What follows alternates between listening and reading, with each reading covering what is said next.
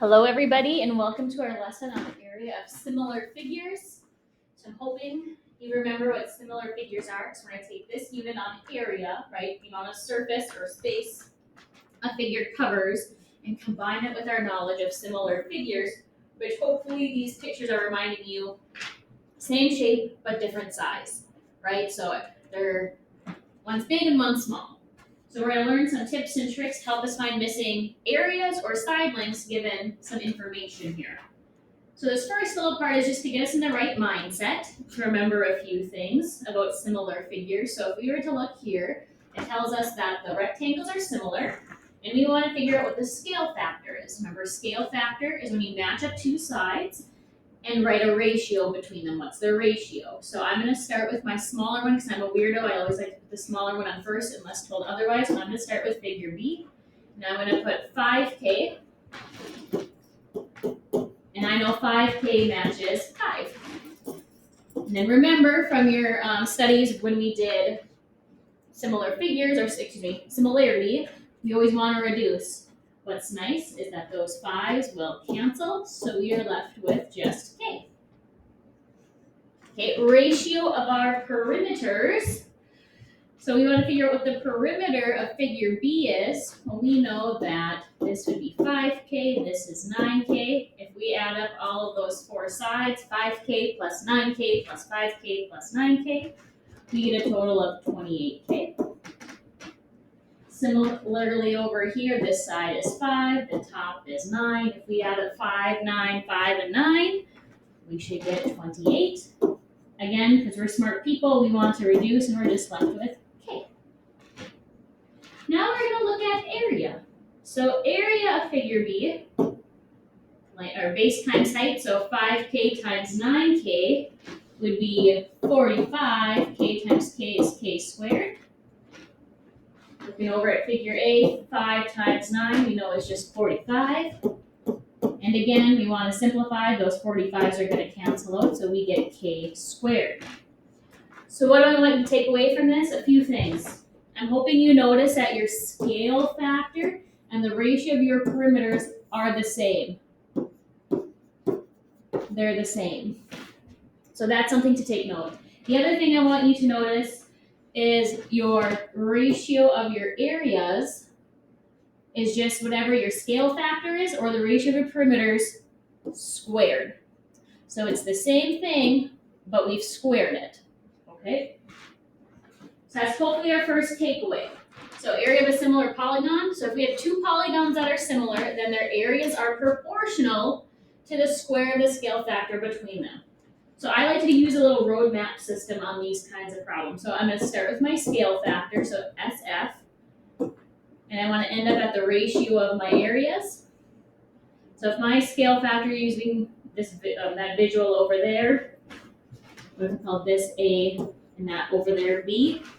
So if our scale factor is A to B, the ratio of our areas, we would just square those guys. It would be A squared to B squared. So that's a big takeaway. Big takeaway. Now let's use this in practice. How is this going to be helpful to us? So we're told these two triangles are similar, and the area of triangle JKL is 30 square inches. And we want to find the area of triangle PQR. So I know our area on this one is 30 square inches, and we're looking for this area. That's what we're trying to find. So folks, we're going to start with that road map. Please write this with me. So you're going to start with your scale factor. And if we look here, match the two sides that we have. JK, first two letters matches PQ. It's always good to make sure that you're looking at the right sides that go together. So 12 over 15. It's not necessary that you reduce, but I highly recommend that you reduce because it makes your math easier, and you'll see why later on when we're doing backwards way, why it's better. So I know 12 over 15 reduces to 4/5. So that's my scale factor. Now, I want to get to the ratio of my areas. So what do we have to do to our scale factor to get to the ratio of our areas? We square them. So 4 squared over 5 squared would be 16 over 25. Now our last step, folks, is to use that to write a proportion. So now we're going to take this ratio of our area, 16 over 25, and set it equal to, we know the area of our small one, so it has to go with our smaller number, and we're looking for the area of our bigger one. And now we have a problem that you've solved many times before. We'll cross multiply, so we'll get 16x. 25 times 30 is 750. Divide by 16, and x is 46.87. 46.9 would be fine. Whatever you want to write. Inches squared. So I know it's kind of confusing, but follow the roadmap. Scale factor, ratio of your areas, write your proportion. It's going to be the same process every time. Okay, let's try another one. So we have similar figures here, and we're looking for the missing area. So we don't know what this area is here on the smaller one. So same setup, folks. Start with your scale factor. I see that 5 goes with 8. 5 over 8. Double check to make sure it can be reduced. This one we cannot, so then we move on. From there, we want the ratio of our areas. So we have to square our scale factor. So 5 squared is 25, 8 squared is 64. And from there, folks, we write our proportion. So 25 over 64 is equal to, or we have the area of the bigger figure, so that's going on the bottom, make sure things match. 32 is with our bigger figure, we're looking for the area of our small one. And now we simply just cross multiply, so we'll get 64x, 25 times 32, 800, and we'll divide by 64 to get 12.5. 12.5 centimeters is our answer. Centimeters squared, excuse me. Okay, I challenge you to try the next one on your own. Maybe pause the video and see how it goes. But I'm just going to kind of speed right through it. We have two similar triangles here. Again, start with that scale factor. 6 over 8 reduces to 3/4, excuse me. From there, ratio of our area, so we're going to square them. So 3 squared is 9, 4 squared is 16. Lastly, we'll write our proportion. So 9 over 16 equals, we know the area of the smaller figure, so that goes on top, 13.5. Looking for the area of the big one. Now we simply cross multiply, 9x equals 216. Divide by 9, and we get 24. So 24 feet squared. Woohoo!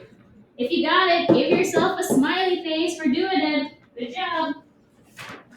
All right, to the back. 2 more. Can we go the other way? So now this time, folks, we're reversing our order. So this time, it says for each pair of similar figures, use the given areas to find the scale factor of the blue figure to the green figure.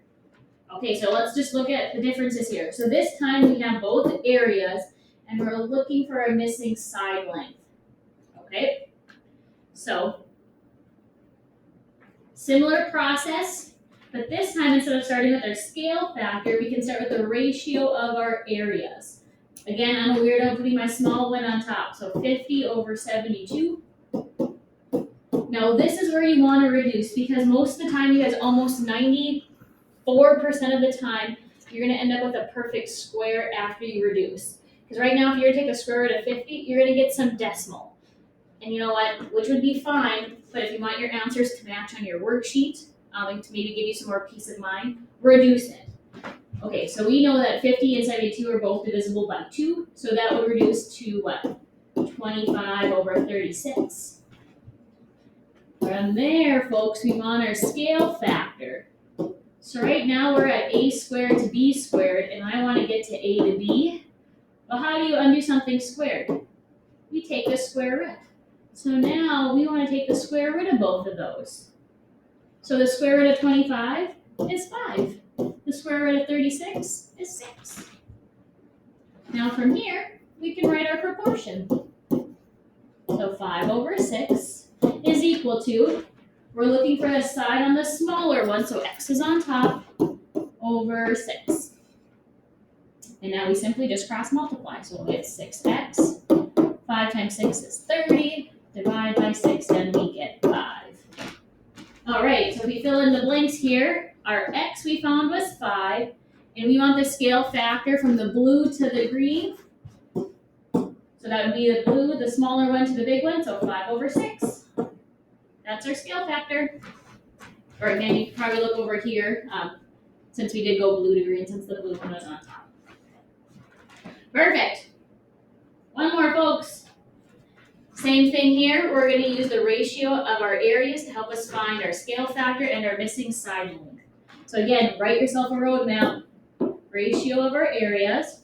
I'm going to put the smaller number on top. So 64 over 400. If I reduce that, we get 4 over 5.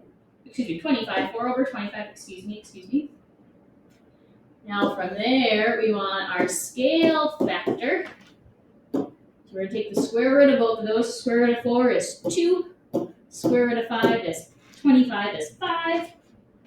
Then our last step, folks, write that proportion. So 2 over 5 is equal to, okay, x is on our small one, so that's going on top, over 40. Then we cross multiply. 5x equals 80. Divide out and we get 16. So now if we fill in the blanks over here, x is 16.